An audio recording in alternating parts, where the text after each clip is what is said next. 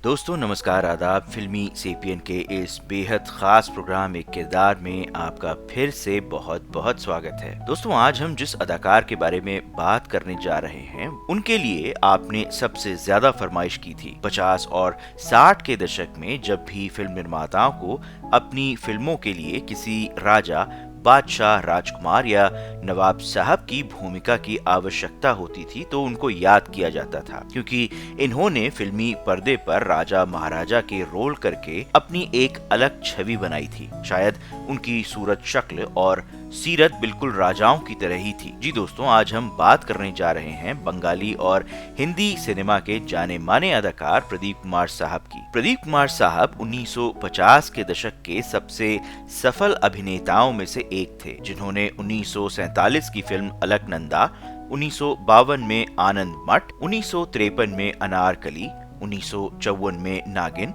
1956 में राजहट, 1960 में घूंघट, 1962 में आरती, 1963 में ताजमहल जैसी कई बेहतरीन फिल्मों में काम किया।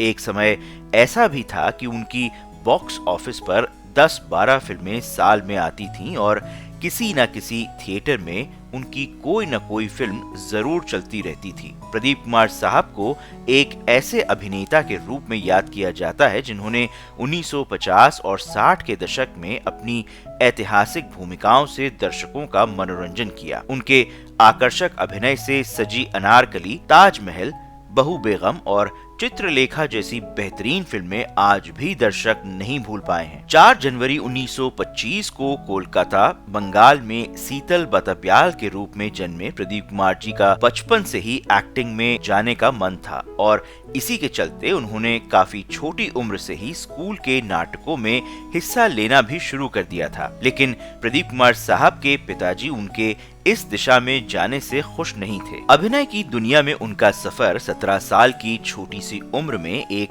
कैमरा असिस्टेंट के रूप में शुरू हुआ था, जो 5 दशकों से ज्यादा लंबे करियर की शुरुआत थी। उन्होंने बंगाली सिनेमा से अपने फिल्मी करियर की शुरुआत की और एक बार एक नाटक खेलते हुए उन्हें प्रसिद्ध फिल्मकार देवकी बोस जी ने देखा और देवकी बोस जी को उनमें जबरदस्त प्रतिभा का एहसास हुआ और उन्होंने प्रदीप कुमार जी को अपनी 1947 की बंगाली फिल्म अलकनंदा में काम करने का मौका दिया। लेकिन फिल्म ज्यादा सफल न हो सकी, पर प्रदीप कुमार साहब की अदाकारी लोगों ने देखी। इस बीच उन्होंने एक और बांग्ला फिल्म भोलीनाई में अभिनय किया। फिल्म बहुत सफल रही और फिल्म ने अपनी सिल्वर जुबली भी मनाई, जिसके बाद उन्होंने हिंदी सिनेमा की ओर रुख किया और अपने सपने को साकार करने के लिए वे 1949 में मुंबई आ गए, जहां उन्होंने कैमरामैन धीरन डे जी के सहायक के रूप में काम करना शुरू कर दिया। प्रदीप कुमार साहब पर अभिनय का ऐसा जुनून सवार था कि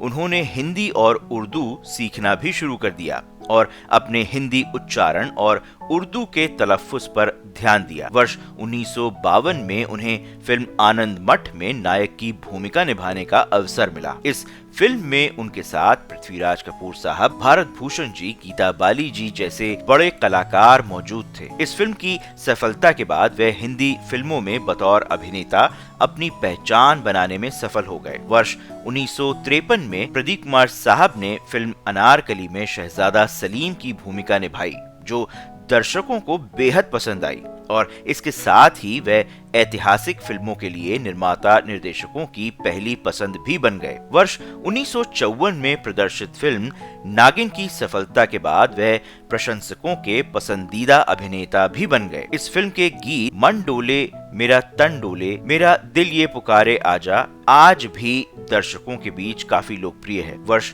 1956 प्रदीप कुमार साहब के फिल्मी करियर का सबसे महत्वपूर्ण वर्ष साबित हुआ। उस वर्ष उनकी 10 फिल्में रिलीज हुईं, जिसमें शीरीन फरहाद, जागते रहो, दुर्गेश नंदिनी, बंधन, राजहट और हीर जैसी फिल्में शामिल थीं। हिंदी फिल्मों के साथ साथ प्रदीप कुमार साहब बांग्ला फिल्मों में भी काफी लोकप्रिय थे और साथ साथ नाटकों में भी भाग लेते रहते थे। इसके बाद प्रदीप कुमार साहब ने 1957 की फिल्म एक झलक, 1958 में अदालत, 1962 में आरती, 1964 में चित्रलेखा, 1965 में भीगी रात और दिन, 1967 में बहू बेगम में अपने अभिनय का जौहर दिखा दिखाकर दर्शकों को मंत्र मुग्ध कर दिया। अभिनय में एक रास्ता से बचने और स्वयं को चरित्र अभिनेता के रूप में स्थापित करने के लिए उन्होंने विभिन्न भूमिकाएं भी निभाई और बाद में प्रदीप कुमार साहब ने 1971 की फिल्म महबूब की मेहंदी, 1973 की फिल्म समझौता,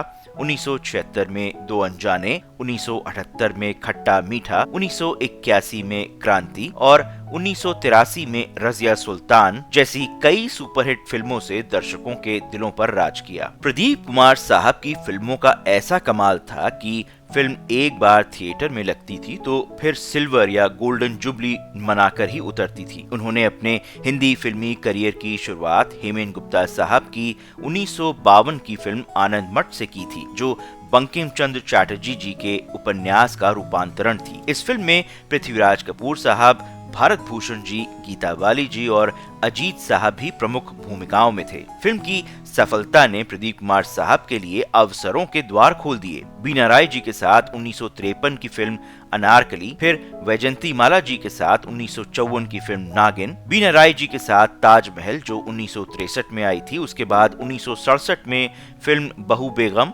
1964 में फिल्म चित्रलेखा जैसी फिल्मों में उनके शानदार अभिनय की यादें आज भी दर्शकों के जहन में हैं। मीना कुमारी जी के साथ उनकी ऑन स्क्रीन केमिस्ट्री विशेष रूप से यादगार थी। अदले जहांगीर, बंधन, चित्रलेखा, बहू बेगम, भीगी रात और आरती जैसी फिल्मों में मीना कुमारी जी ने प्रदीप कुमार साहब के साथ बेहतरीन भूमिकाएं निभाई। प्रदीप कुमार साहब और मीना कुमारी जी की फिल्म नूरजहां को आज भी याद किया जाता है। प्रदीप कुमार जी की सबसे चर्चित भूमिकाओं में से एक 1953 की फिल्म अनारकली थी, जिसमें उन्होंने बीना राय जी के साथ मुख्य भूमिका निभाई थी। प्रेम में डूबे मुगल साम्राज्य के उत्तराधिकारी शहजादे सलीम का उनका चित्रण मार्मिक और शक्तिशाली दोनों था, जिसने दर्शकों के दिलों पर कब्जा कर लिया और एक सांस्कृतिक कसौटी बन गया।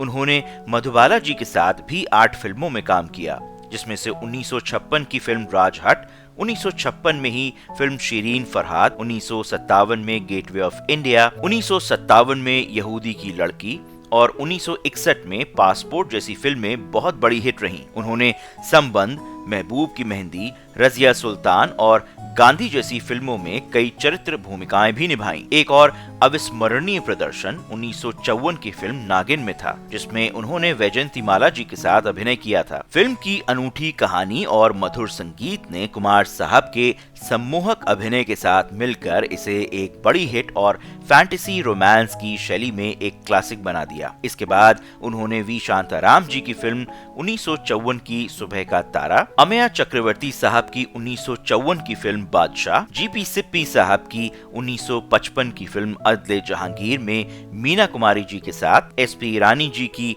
1955 की फिल्म शिरीन फरहाद में मधुबाला जी के साथ, फिर सोहराब मोदी जी की राजहट जो 1956 में आई, हेमचंद्र चंदर जी की 1956 की फिल्म बंधन में मीना कुमारी जी के साथ, ओम प्रकाश जी की 1957 की फिल्म गेटवे ऑफ इंडिया में भारत भूषण साहब, मधुबाला जी, अनीता गुहा जी और जॉनी वॉकर जी के साथ, और ऐसे कई अभिनेताओं के साथ मिलकर उनका प्रदर्शन सफलता की कई सीमाएं लांघ गया। 1960 के दशक के दौरान उनकी सफलता में गिरावट आने के बावजूद प्रदीप कुमार साहब ने 1960 में घूंघट, 1962 में आरती, 1962 में ही फिल्म राखी, 1963 में ताजमहल, 1963 में मुल्जिम और चित्रलेखा जैसी फिल्मों में यादगार प्रदर्शन करने में कामयाब रहे। 1963 की फिल्म ताजमहल में कुमार साहब की भूमिका भी उल्लेखनीय थी। इस ऐतिहासिक फिल्म में उन्होंने मुगल सम्राट शाहजहां के चरित्र को जीवंत कर दिया, जिसने अपनी पत्नी की याद में ताजमहल बनवाया था। उनके